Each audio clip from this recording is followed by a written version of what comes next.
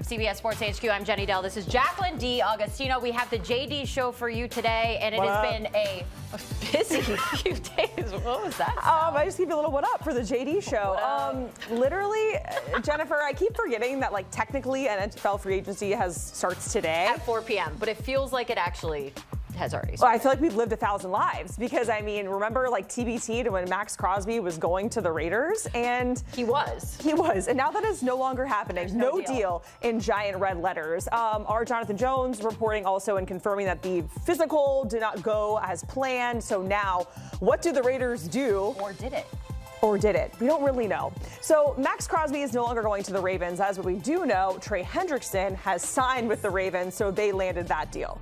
There's so much to break down when it comes to the world of free agency, and taking a look at our top 10 NFL free agents. This is according to Pete Prisco, a man that we are going to be chatting with shortly, who's been all over all this goodness.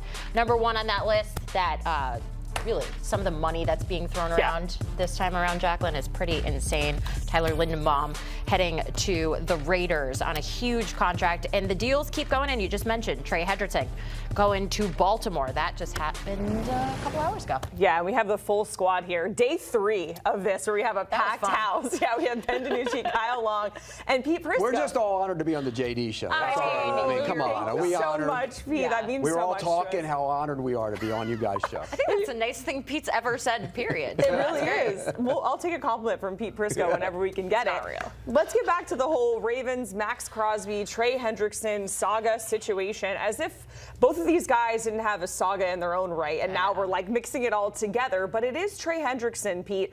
What is your take on everything that's going down now? And you actually had a tweet maybe predicting this? Well, they listened to me. Okay. These GMs should start listening more. That was 5 days ago right there. The tweet says, I love Maxx Crosby as a player, plays every down, but I'm not trading 2 ones and a player, which is what the Raiders want for him, when I could sign Hendrickson and not lose any first-round Look picks. at that. It looks like I think ChatGPT wrote that. No.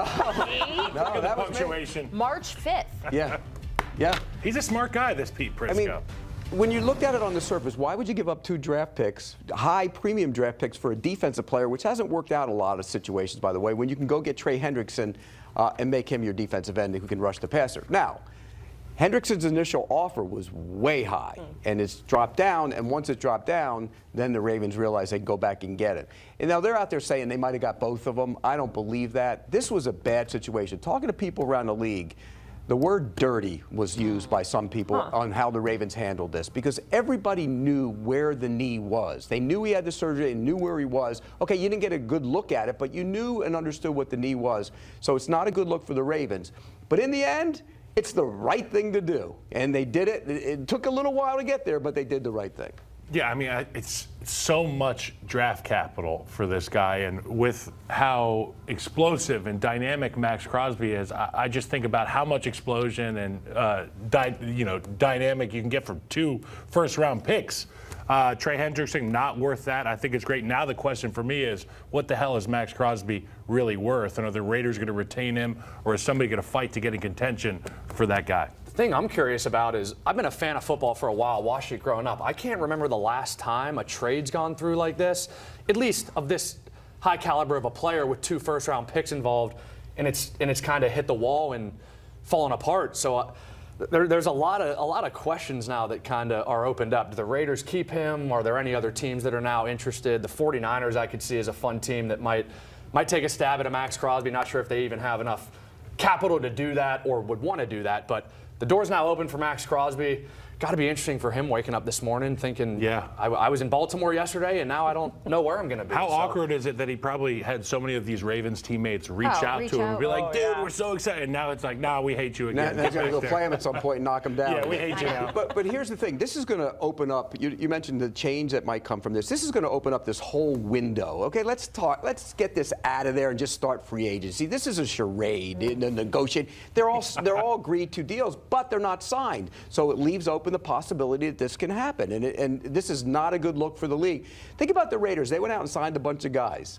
spent a lot of money thinking that Crosby's money was off the books. Well, now it's back on the books, and they have room to do it, but still, you're planning for those draft picks. You might have made some moves thinking, okay, well, the draft is loaded with these guys. We can get them when we have that first-round pick, that extra first-round pick. Now you don't have it. So it changes the whole dynamic. So let's get rid of this window of negotiation and just say it. Free agency started, these are deals. That's the way that it should be. And That's the way it used to be. We'll get to the Maxx Crosby, where will he end up situation in a second. But just one more moment on what's going on with the Ravens. Do you think, you mentioned the word dirty, do you think in the back of their mind they were working this back deal with Trey this entire time, or do you think that's something that just came up organically? I think the fact that Trey Hendrickson was asking for the moon early, and I did talk to people around the league, he was asking for between $30 and $40 million. I think because the number came down a little bit, then the Ravens realized, hey, we can get him for the same price we're going to be paying Maxx Crosby for the next 4 years.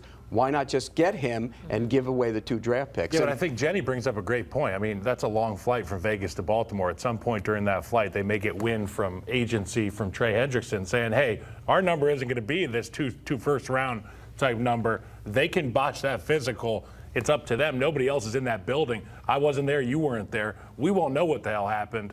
And they got Trey Hendrickson. Yeah, but for a you better guys deal. were both in the league. You know this for a fact. I've never been upstairs in those meetings. You can pass a physical. You can pass anybody on a physical if you want to. Remember Roger You're Saffold? absolutely right. Remember Roger Saffold, the guard that played in the league? He failed the physical, went back to the Rams, and actually ended up playing for 10 more years or whatever he played. You can fail a physical, whoever you want to, you can pass them through. I guess one more question for this is, would this have all gone down if, say, Trey Hendrickson signed with another team? Do you think this would have played out that the way that it did with Maxx Crosby, or is this in direct relation to the fact that Trey was still available? I guess we'll never know on that one. Yeah. But I will say I talked to teams around the league, and they were all aware of the knee. They knew where he was. They knew the situation. So in other words, the Ravens knew too. That's what they're saying. Okay, well, let's get back to Maxx Crosby and what's next for him, because we really don't know. And as you mentioned, Ben, it's kind of an unprecedented situation. You mentioned the 49ers. Tell us more about that pairing in your eyes. They've got Bosa on one edge. They've got Kyle Shanahan. They've got weapons on offense. I think they just signed Mike Evans. I think that would be a spot. Like if you're a contender, if you're Maxx Crosby, what's the one thing that he hasn't been able to do in his career? It's win and be on a team that's had a chance to compete and play meaningful ball. So that's a team that has always been in contention the last couple years, seems to make a run kind of some high-profile guys from time to time. And I can see Kyle Shanahan, John Lynch sitting in a room kind of saying, hey, is this something that we want to kick the tires on and see if the number's right? I'm sure that no team is going to give 2 first-round picks for Maxx Crosby now. At least I wouldn't assume so. So who knows? There's a can of worms that just got opened here this morning.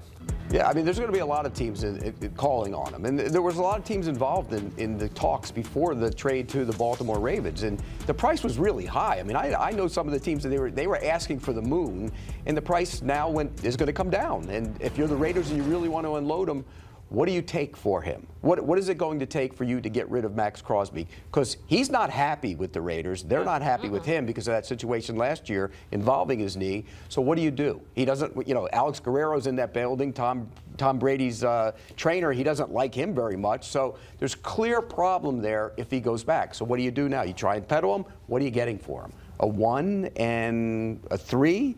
A 1 period? I mean, what are you taking for him right now? Ooh.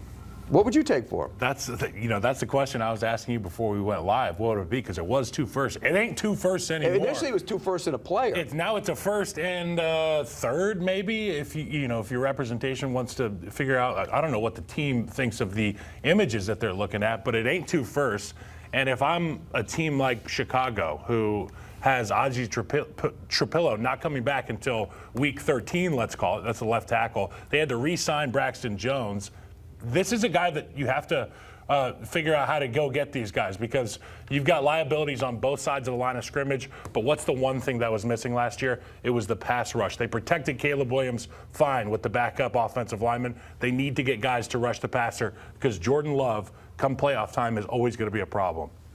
Pete, you said you don't know what to do with him right now, but what would you do if you were If I didn't get the right offer, I'd hold on to him. Just keep him. Yeah, I was going to say, do you think there's anyone in that building? Clint Kubiak says, He's you know a what, Raider. maybe we actually made the wrong choice here. Let's keep this guy. We went and got Tyler Linderbaum. We got #1 pick.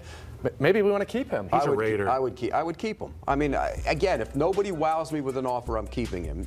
Again, though, if you want that money off the books, if you feel it's kind of, gone too far, then I think you have to trade him. But look, they signed Kwity Paye. Now, is that deal done yet? I mean, that's the other thing. What if the Raiders say we're going to keep Crosby and hey, Kwity about that deal? Nah, you haven't signed it yet. And so I think this opens up a bad can of worms around the leagues. That's why I think it needs to change.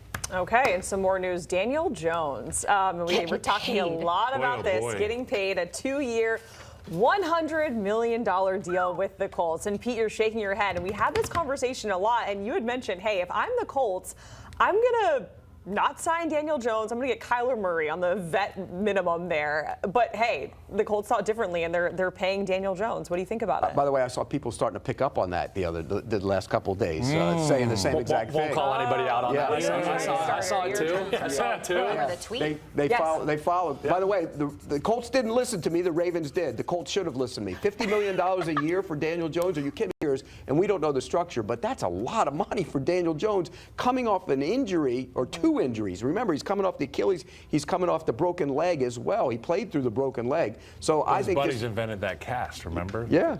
Those brilliant friends of his. And he played through it a little bit. $50 million's a lot of money, dude. It's a lot of money. Come on. I mean, would you pay him $50 million or would you pay Kyler Murray $1.3 million? I'll tell you what, even if Daniel Jones was healthy coming off into the offseason, I wouldn't be paying him $50 million. That's a lot of money to pay anybody. You're a quarterback. Yeah. You in agreement with me here? I would take the $100 million. I mean, if somebody wanted to give me $100 million, sure. Where do I sign? I'll sign whatever you want me to do. But yeah, I mean, what's the alternative though? If you're the Colts, this team was 7-1. He was playing the best ball of his career this season, and the wheels kind of fell off. One thing led to another. They didn't finish strong, but in the eyes of the front office there, you have to look at it. If we know that we can be competitive with Daniel Jones and have a chance to make the playoffs every year, that in their eyes has to be better than let's roll the dice on a Riley Leonard, on a guy that we're going to go get in the draft, on one of these bridge quarterbacks, right? So I understand the thought process from the Indianapolis Colts, and good for Daniel Jones. It feels like whenever these quarterbacks, whoever the next quarterback up is doing the extension cycle, it's like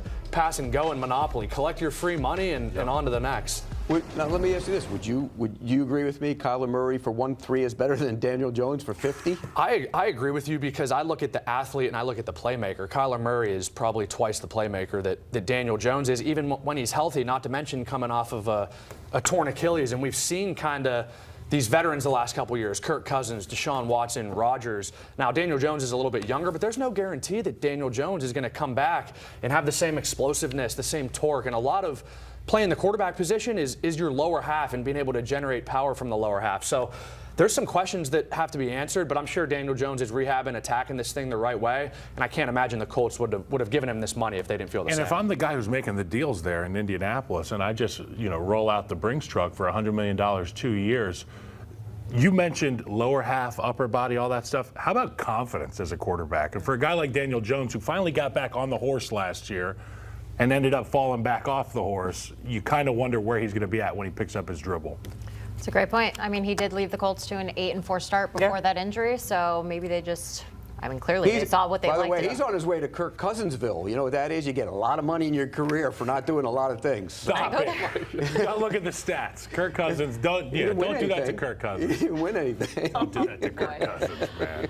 All right, well, we got much more to come here on Slap CBS Sports HQ. I mean, who wouldn't want to hang out with us all afternoon? This is the type of content that you're getting. Positive energy from the desk. That's what we like to see. What do you think of these odds when it comes to the next Super Bowl right now? It's the Seahawks and the Rams at plus 750. With all the moves going on, who knows these days?